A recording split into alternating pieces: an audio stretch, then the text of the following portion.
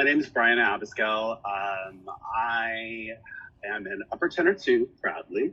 And I've been in the chorus since January 2014. So I guess that would be about 6 years now, although admittedly 6.5. And yeah, I've taken some concerts off. I took a year off a little while ago to do AIDS Life Cycle. Have never done any endurance sport before, so I knew I needed to put my focus there, but then happily rejoined in the fall after that was done. Nice. And like I said, I'm in the upper tenor too. I'm actually one of the section leaders, and I've been doing that for a year now with Michael Tate, the section leader extraordinaire.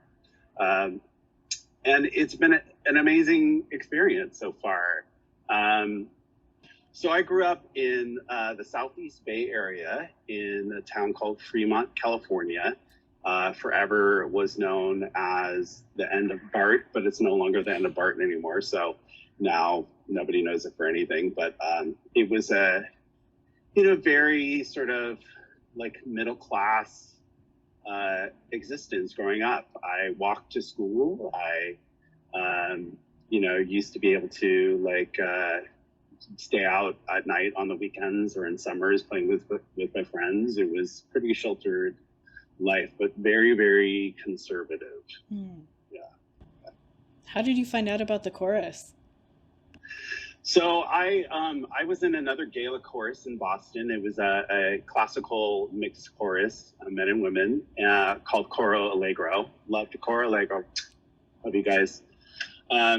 And I knew I was moving out here. So in Gala 2012, Gala 2012, I went and did my homework. I went to all of the San Francisco Bay Area based chorus performances, and I saw the San Francisco Gay Men's Chorus. And, I've been doing really difficult classical music. It was really rewarding in some respects, but I was really longing for more of a community, and being new to San Francisco, I really wanted to look for something that wasn't surrounded by, the bar or nightlife scene, although I'm, happy to partake in that stuff too. I wanted something that was culturally based and where I could experiment and really kind of continue to use my musical and theater background, and I thought the chorus was just the perfect fit. And especially, hearing Tim speak to the audience and making us all laugh and doing really emotional performances, I said, that's the chorus for me. So it took me a year to audition after I got settled here, but I'm really happy I made that move. What was the audition process like? Oh, it's like everybody remembers. You walk into a room with far too many people in it, and I have my master's in fine arts, and I was used to auditioning, but nevertheless, I was incredibly nervous. And but it was a good audition, and Tim made me feel really, really welcome. And I, was accepted in the chorus and had a solo my first year in the chorus, and jumped into Lollipop Guild, and I got involved, and that's kind of how I like to do things. I like to be involved and help out. What's Lollipop Guild for folks who don't know? Yeah, the Lollipop Guild is the oldest gay men's chorus ensemble, small ensemble.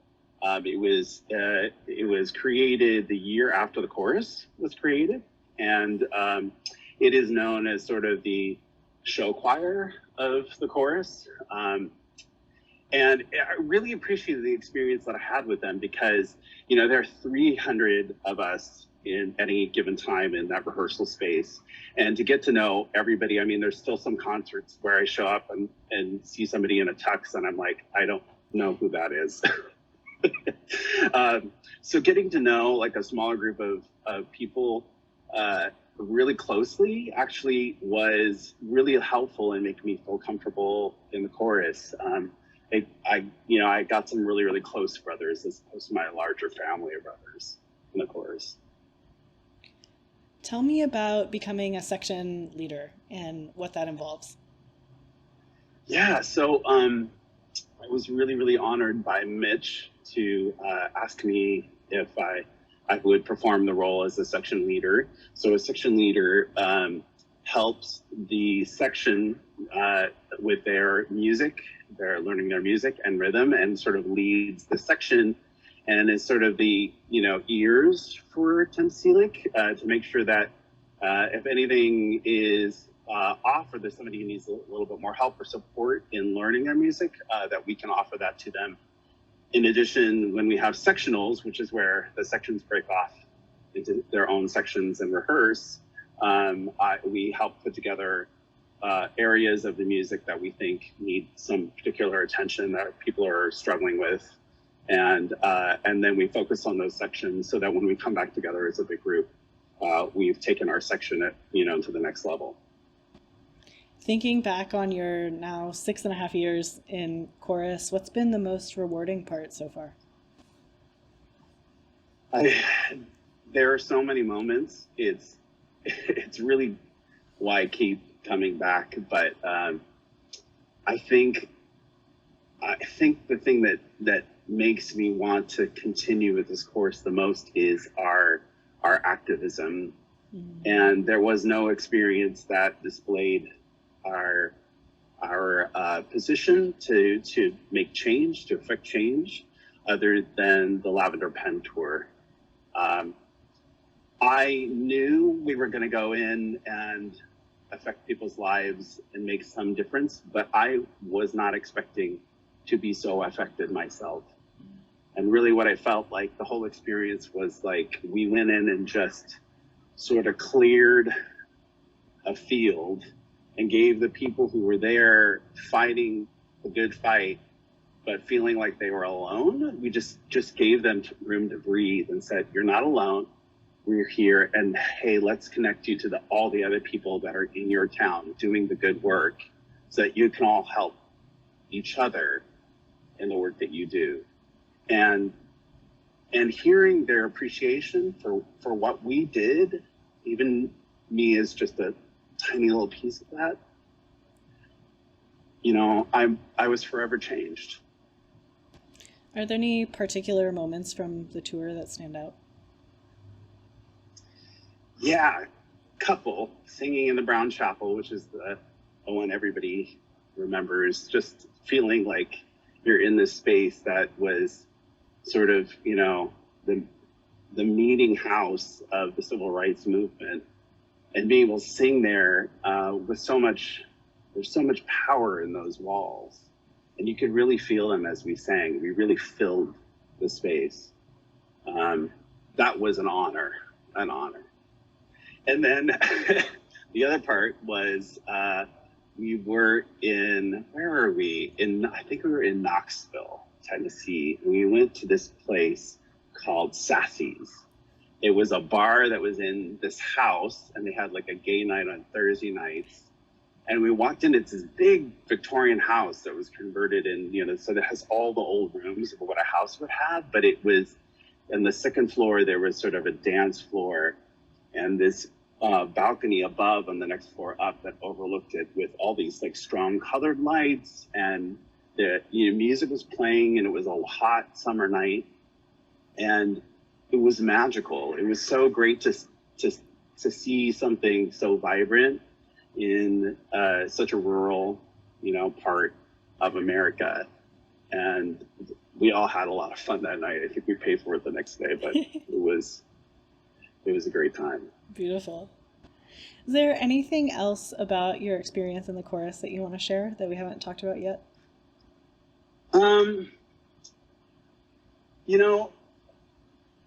I will say this, yeah. So the world is going through a lot right now, and I get emotional because I feel like I am just really starting to understand where this cancer in our society has begun, and there's so much work to do. But in times like this, I often just don't even know where to start. And there have been so many times where this chorus has given me direction, of helping me to figure out what to do when the shootings happened in Orlando, Florida, at I'm forgetting the name of the bar, Pulse. but Pulse, yes. You know, we got together and sang when Ryan, who our dearest beloved Ryan, passed away at intermission.